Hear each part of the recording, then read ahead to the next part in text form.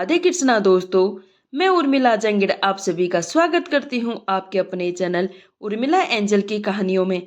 कैसे हो आप सभी लोग? मैं भगवान से प्रार्थना करती हूँ आप सभी लोग अच्छे रहे, मस्त रहे, परिवार में खुशियाँ रहे, अन्न के भंडार भरे रहे।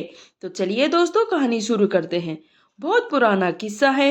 एक बस्ती में एक सीधी सादी और नेक बुढ़िया रहती थी। उसके दो बेटे थे। बड़े बेटे का नाम बिरजू, जो व्यापार करने परदेश चला गया था।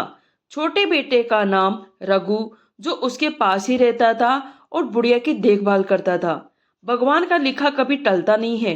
एक दिन ऐसा हुआ, रघु बीमार पड़ गया। बहुत इलाज करवाया पर कुछ फायदा नहीं हुआ। अंत में वह भगवान को प्यारा हो गया। बुढ़िया बेचारी पर गमों का पहाड़ टूट पड़ा। अब उसकी देखभाल करने वाला भी कोई न था। उसने अपने बड़े बेटे बिरजू के पास एक खत लिखवाकर अपनी हालत और अपने रघु की मौत की खबर दी। इससे पहले कि बिरजू की तरफ से कोई जवाब आता, एक दिन एक आदमी इस बुढ़िया के पास आ पहुंचा और कहने लगा, दादी अम्मा, मैं बहुत दूर से आया हूँ, थक कर चूर हो चुका हूँ। ऊपर से रात भी होने को है। अगर आप कहो तो क्या मैं रात तुम्हारे घर पर ठहर सकता हूँ? बुढ़िया कहने लगी, आ जाओ बेटा, रात ही तो रहना है। कौन सा घर उठाकर ले जा रहे हो? वैसे आए कहाँ से हो बेटा? उस आदमी ने जवाब दिया, अम्मा, मैं तो किसी दूसरी दुनिया से आया हूँ। उस आदमी का कहने का मतलब ये था कि मैं लंबा रास्ता तय करके आया हूँ। मगर बेचारी बुढ़िया बहुत ही भोली थी, जिसके दिलो दिमाग पर बेटे की मृत्यु का गम छाया हुआ था। इसलिए वह उसे देखने लगी, क्योंकि उसने कई लोगों से सुना था कि इसका बेटा यानी बुढ़िया का बेटा किसी दूसरी दुनिया में चला गया है। इसलिए उस आदमी से दूसरी दुनिया का नाम सुनते ही जल बेटा, क्या तुम सचमुच में दूसरी दुनिया से आ रहे हो? मेरा बेटा रघु भी दूसरी दुनिया में चला गया। क्या वह भी तुमसे मिला? वह आदमी बहुत चालाक था और तुरंत सब बात समझ गया। चालाक आदमी बुढ़िया की सादगी को जल्दी ही भाप गया और कहने लगा, ओह, वह रघु आपका बेटा है अम्मा। मैं तो उसे अच्छी तरह से जानता हूँ। मैं और वह एक ही कोठरी में रहते हैं। बहुत ही अच्छा लड़का है रघु। बुढ़िया उस आदमी के और पास आकर बैठ गई और हसरत भरी नजर से उसकी तरफ देखते हुए बोली, कैसा है मेरा रघु और क्या करता है? वहां वह आदमी बोला, कुछ खास नहीं अम्मा, अभी तो उसे कोई ढंग का काम भी नहीं मिला। बेचारा बकरियां चराता फिरता है। बुढ़िया बहुत ही दुखी होकर कहने लगी, हाय, गजब हो गया, मेरा बेटा बकरियां चराता है। बेचारा मारा मारा सारा गांव में फिरता होगा। वहां भी बेचारे को आराम नसीब नहीं हुआ। बुढ़िया को और भी अधिक दुखी करने के लिए वह आदमी बोला, बिल्कुल ऐसी ही बात है अम्मा, बेचारा सर सांड मुंह फाड़ कर मारा मारा फिरता है, कपड़े भी तार तार हो गए। ये सुनकर बुढ़िया का दिल भर गया। उसने फिर आदमी से पूछा, तुम अब कब वापस जाओगे बेटा? उस आदमी ने जवाब दिया, माँ जी, 2 दिन के बाद ही मुझे वहां पहुंचना है। बुढ़िया कहने लगी, तो फिर बेटा एक काम कर दो, मेरे पास 50 गज कपड़े का थान रखा है, तुम वह थान और कुछ रुपए मेरे रघु को दे देना। उस आदमी के तो मन की चाई हो गई। उसने रात बड़े आराम से गुजारी और सुबह होते ही बुढ़िया का सफाया करके चलता बना। कुछ ही दिनों बाद बुढ़िया का बड़ा बेटा बिरजू परदेश से लौट आया।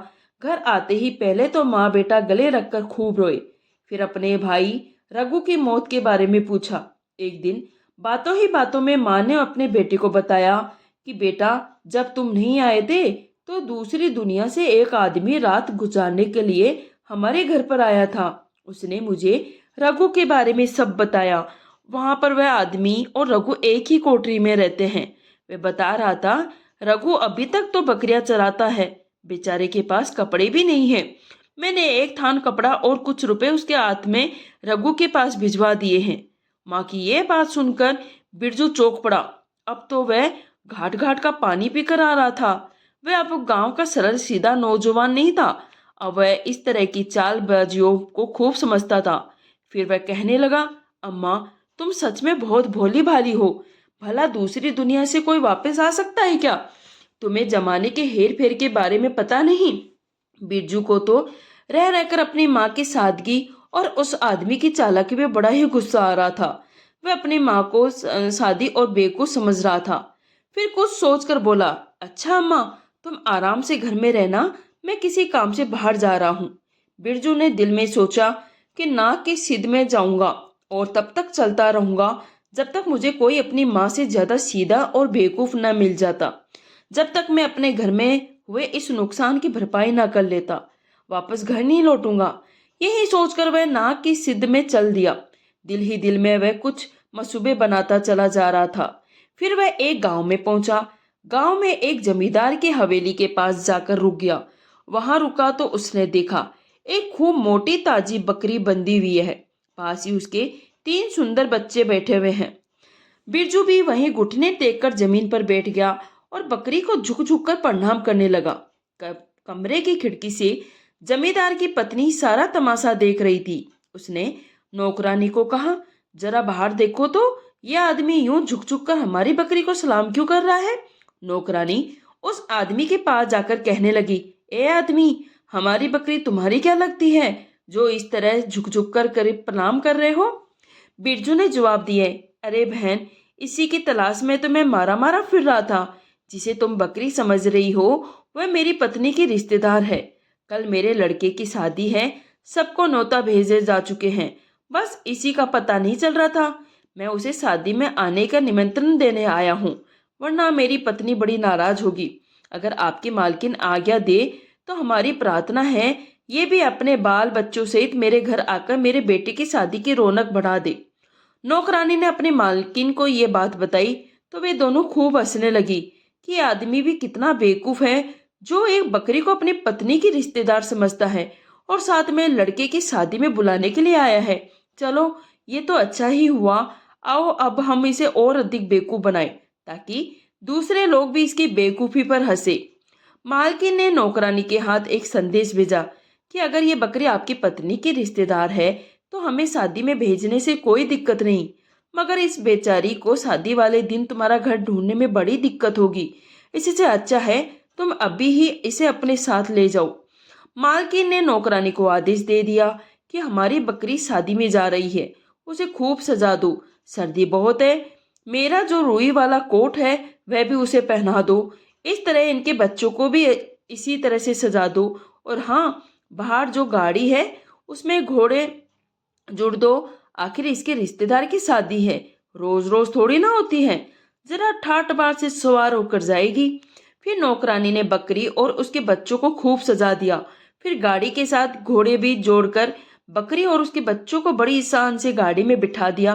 फिर लगाम बिरजू के हाथ में थमाते हुए कहा, भाई, हमारे कोचवा को तो किसी काम से बाहर जाना पड़ गया।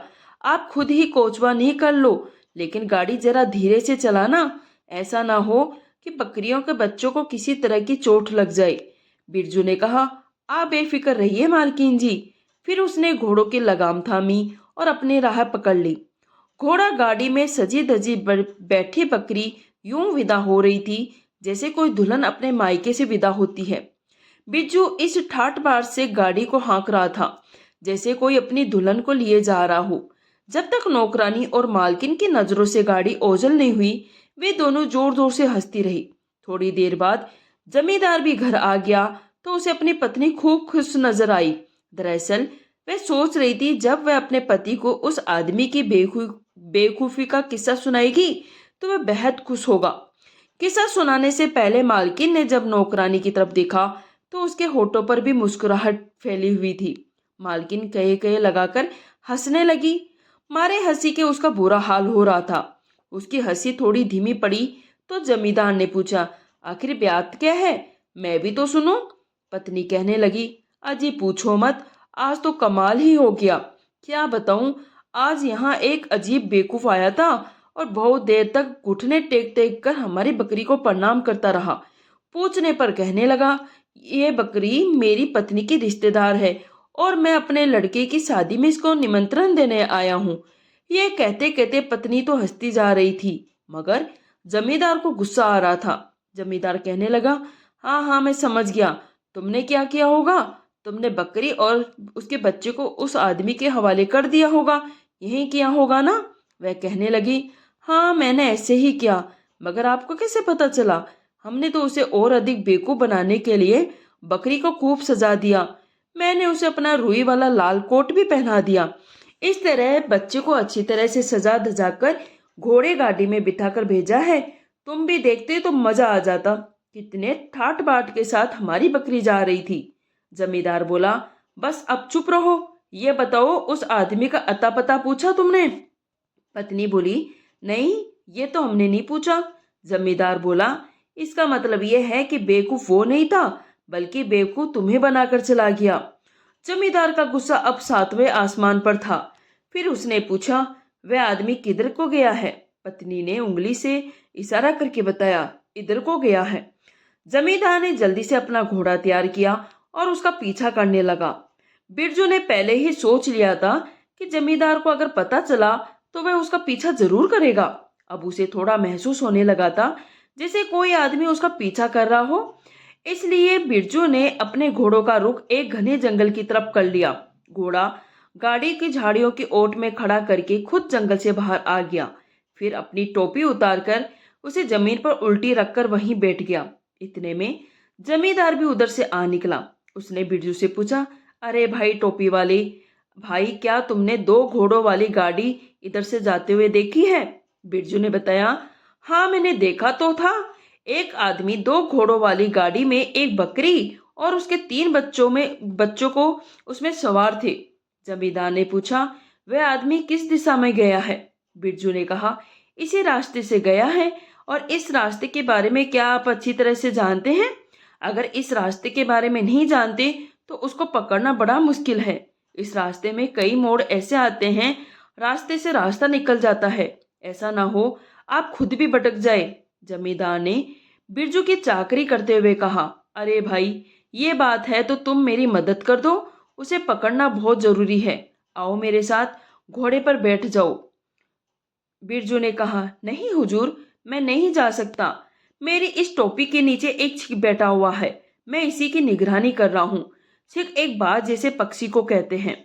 जमींदार ने कहा, इनकार ना करो मेरे अच्छे भाई, ये घोड़ा लेकर तुम चले जाओ। तुम्हारे इस छिक की निगरानी मैं कर दूंगा। बिरजू कहने लगा, ध्यान रखना हुजूर, कहीं खो गया तो मेरा मालिक मुझे कच्चा चबा जाएगा। जमींदार ने कहा, वैसे ये छिक के क्या दाम होंगे? बिरजू ने कहा, यही कोई 200 होगा। जमींदार ने कहा, तो फिर तुम बिल्कुल परवाह न करो। अगर ये उड़ भी गया तो इसकी रकम मैं दे दूंगा। बिरजू फिर बात बनाते हुए बोला, नहीं सरकार, जुबानी जमा खर्च से काम नहीं चलेगा। मुझे अपने मालिक से बहुत डर लगता है। उसी समय जमींदार ने जेब में हाथ डाला और 200 बिरजू की तरफ बढ़ाते हुए कहा, अगर मेरी जुबान पर भरोसा नहीं तो ये जमानत रख लो।